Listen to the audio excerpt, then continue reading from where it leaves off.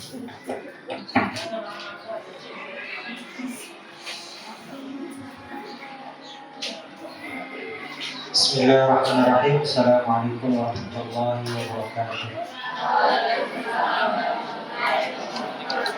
Bismillahirrahmanirrahim. Wassalatu wassalamu ala Rasulillah wa ala alihi wa ashabihi wa man istaqama bi sunnatihi ila yaumil qiyamah. Asyhadu an la ilaha illallah wahdahu la syarika lah. Asyhadu anna sayyidina Muhammadan abduhu wa rasuluhu la nabiyya wa la rasula ba'da. Allahumma shalli wa sallim ala sayyidina Muhammad wa ala ali sayyidina Muhammad amma ba'd. Alhamdulillah, segala puji syukur kepada Allah Subhanahu wa taala yang senantiasa menganugerahkan kepada kita rahmat dan karunia-Nya, berikan kepada kita kenikmatan dan para nikmat iman, Islam, kesehatan, kesempatan, di mana hanya dengan nikmat Allah tersebut kita dapat berkumpul di siang hari ini untuk sama-sama mengkaji hadis Nabi Sallallahu Alaihi Wasallam. Mudah-mudahan apa yang kita lakukan menjadi amal ibadah yang diterima oleh Allah Subhanahu wa taala. Salawat dan salam semoga mencurahkan berkat kepada baginda alam Nabi Muhammad Sallallahu Alaihi Wasallam, para keluarganya, para sahabatnya, para pengikutnya, dan mudah-mudahan salawat dan salam tersebut mencurahkan berkat kepada kita umatnya, dan kita berharap semoga kita diberikan oleh Allah Subhanahu wa taala dari orang-orang yang mendapatkan syafaat di hari kiamat kelak. Amin ya rabbal alamin. Melanjutkan penjelasan hadis Nabi Sallallahu Alaihi Wasallam dari kitab Al-Arba'in An-Nawawiyah, di mana hadis ke-9 ini Rasul Sallallahu Alaihi Wasallam bersabda, "Ma amartukum bihi, ma nahaitukum anhu fajtanibuh, wa ma amartukum bihi fa'tu minhu mastata'tum." Apa saja yang dilarang oleh Nabi Sallallahu Alaihi Wasallam maka jauhilah, dan apa saja yang diperintahkan oleh Nabi Sallallahu Alaihi Wasallam maka kerjakanlah semampukannya. Tidak semua perintah dari Nabi Sallallahu Alaihi Wasallam bersifat wajib. Ada perintah yang sifatnya wajib, ada perintah yang sifatnya sunnah, ada perintah yang sifatnya mubah. Kalau wajib, apa itu wajib? Dikerjakan dapat pahala, ditinggalkan dapat dosa. Kalau sunnah, dikerjakan dapat pahala, ditinggalkan tidak berdosa. Kalau mubah, dikerjakan tidak apa-apa, ditinggalkan juga tidak apa-apa. Boleh, dilakukan boleh, ditinggalkan boleh, mubah. Kalau sunnah kan dikerjakan dalam pahala, kalau enggak. Bagaimana kemudian cara kita menentukan, oh hadis ini punya hukum wajib, ayat ini memberikan hukum wajib, ayat ini memberikan hukum sunnah, ayat ini memberikan hukum mubah? Ada kriterianya. Di antaranya perintah yang menjadi hukum wajib, ciri-cirinya yang pertama, perintahnya datang dengan kalimat yang tegas. Perintahnya datang dengan kalimat yang tegas. Ciri-ciri bahwasanya perintah tersebut mempunyai hukum wajib yang pertama apa? Kalimatnya tegas. Maksudnya tegas bagaimana? Ada kata kami wajibkan kepada kalian, kami fardukan kepada kalian, harus kalian lakukan. Ada kata-kata harus, wajib, mesti. Pasti ayatnya, perintahnya memiliki hukum fardu atau wajib. Contohnya seperti ayat puasa. Gimana ayat puasa? Ya ayyuhalladzina amanu kutiba alaikumus syiyam. Wahai orang-orang yang beriman, kutiba diwajibkan, alaikum atas kalian, asyam berpuasa. Jadi kalau ada perintahnya tegas, ada kalimat diwajibkan, diharuskan, maka itu pasti wajib. Makanya puasa wajib. Kenapa puasa wajib? Ayat perintahnya sendiri mengatakan kutiba alaikumus siyam, diwajibkan atas kalian berpuasa. Kama kutiba alal ladzina min qablikum la'allakum tattaqun, sebagaimana diwajibkan kepada orang-orang sebelum kalian agar kamu bertakwa.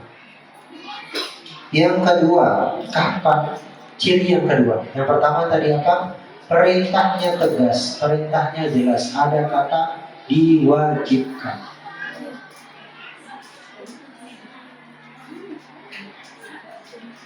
Yang kedua, kapan suatu perintah itu memiliki hukum wajib? Ketika perintah tersebut, ayat tersebut, hadis tersebut, setelahnya disertai ancaman bagi yang tidak melaksanakannya. Jadi ada perintah, belakangnya ada ancamannya, maka perintah tersebut memiliki hukum wajib. Contoh di Al-Quran surat An-Nur ayat 63.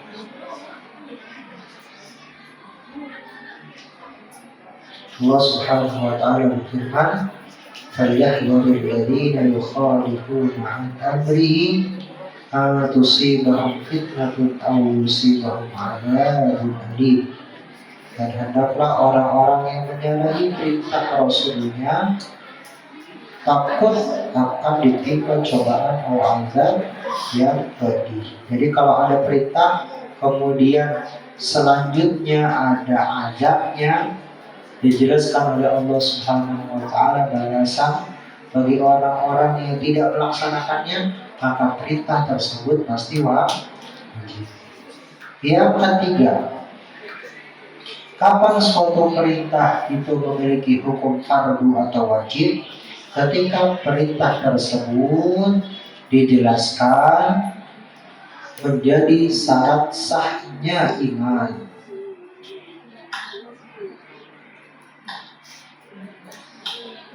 Dijelaskan menjadi syarat sahnya iman. Seperti kemudian sholat, kenapa sholat 5 waktu wajib? Kenapa puasa Ramadan wajib? Kenapa bayar zakat wajib? Kenapa naik haji wajib? Karena ini menjadi rukun Islam. Kenapa beriman kepada Allah wajib? Kepada malaikat, kepada kitab-kitab, kepada rasul-rasul, kepada hari kiamat, kepada qada dan qadar itu wajib, karena itu menjadi rukun iman. Syarat sahnya iman adalah dengan mengimani yang 6 tersebut. Syarat sahnya Islam dengan melaksanakan yang 5 tersebut. Ini contoh ayatnya di Al-Quran surat An-Nisa ayat 65. Fala wa rabbika la yu'minuna hatta yuhaqqimuka fima shajara bainahum. Bahwasanya taat kepada Rasul itu merupakan syarat sahnya iman. Allah berfirman, maka demi Allah, mereka tidak beriman sebelum mereka menjadikan kau wahai Muhammad sebagai hakim dalam perkara-perkara yang mereka perselisihkan. Jadi mereka tak beriman sampai menjadikan Rasulullah sebagai hakim mereka, taat terhadap putusan yang diberikan oleh Rasulullah.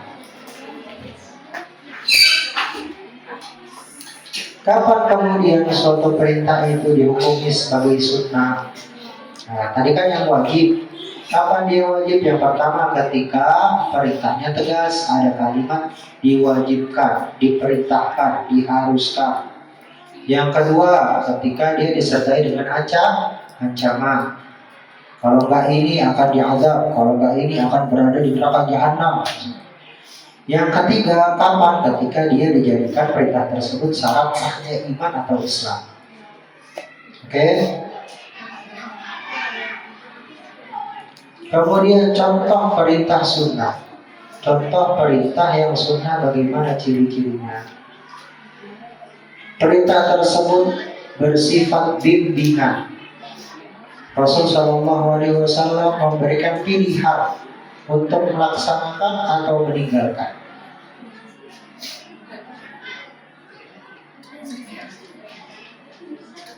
Kalau Rasul memberikan pilihan, laksanain atau enggak, maka itu hukumnya sunnah.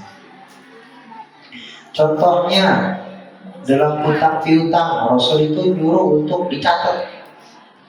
Kalau kamu berhutang dengan seseorang atau kamu hutangin seseorang, maka harus kamu catat nominalnya berapa, waktu hutangnya kapan, janji kembaliinnya kapan.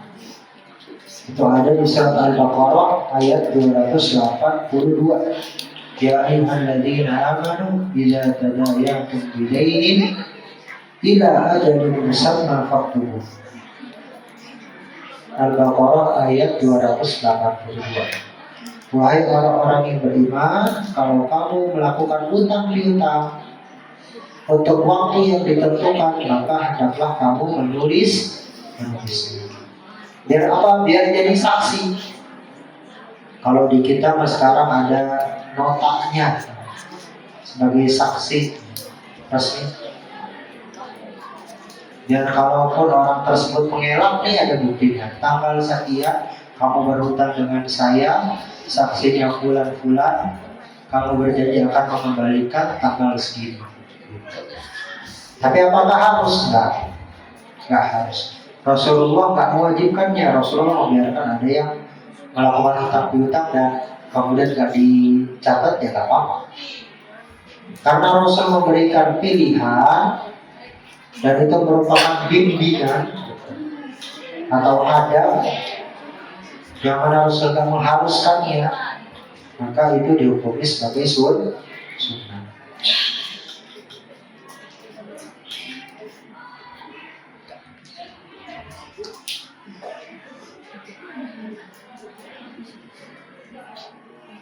Kemudian, kapan suatu perintah itu menunjukkan bahwa dia memiliki hukum mubah atau boleh?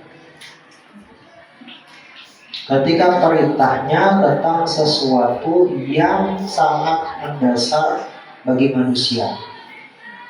Contoh makan, minum, apalagi bernafas, nyari rizki, nyari uang.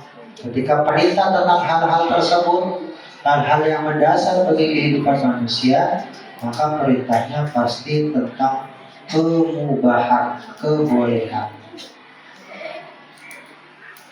Contoh, ketika Allah Subhanahu wa Ta'ala berfirman tentang bolehnya makan dan minum di malam hari di bulan Ramadan, Allah Subhanahu wa Ta'ala berfirman, wa kulu washrabu hatta yatabayyana lakumul khaytul abyadu minal khaytil aswadi minal fajr. Dan makan serta minumlah di malam bulan suci Ramadan, boleh, halal. Sampai kapan? Hatta yatabayyana lakumul khaytul abyadu minal khaytil aswadi minal fajr. Sampai nampak benang putih yang menjadi indikasi terbitnya fajar, yang menjadi waktu subuh. Jadi boleh jadi perintahnya di situ pakai perintah makanlah dan minumlah sampai terbit fajar. Kan nggak kemudian mengindikasikan bahwa itu wajib.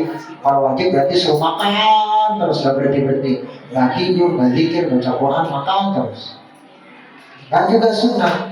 Tapi karena ini menjelaskan tentang hal yang mendasar dari manusia, makan minum, maka ini dihukumi dengan mubah.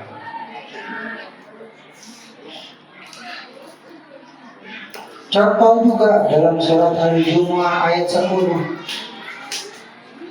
Fa'idha qudiyatis salatu fantashiru fil ardi wabtaghu min fadlillah.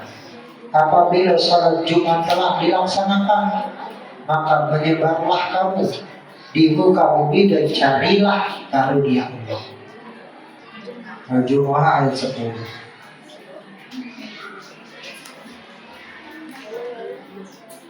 Jadi setelah selesai sholat, bubarlah kalian, menyebarlah di muka bumi, carilah karunia Allah, carilah rizki yang Allah Subhanahu wa Ta'ala sebarkan. Makanya kalau kita keluar dari masjid, keluar dari mushola, doanya apa? Allahumma inni as'aluka min fadlik. Ya Allah, aku minta kepadamu, aku memohon kepadamu karunia, rizki, nikmat. Karena setelah selesai sholat, tuntunannya, kemubahannya itu. Setelah selesai sholat, fa'idha qudiyatis sholatu fantashiru, suruh nyebar. Wabtagu min fadlillah, dan carilah karunia Allah, carilah rizki dari Allah Subhanahu wa Ta'ala. Hadza wallahu a'lam.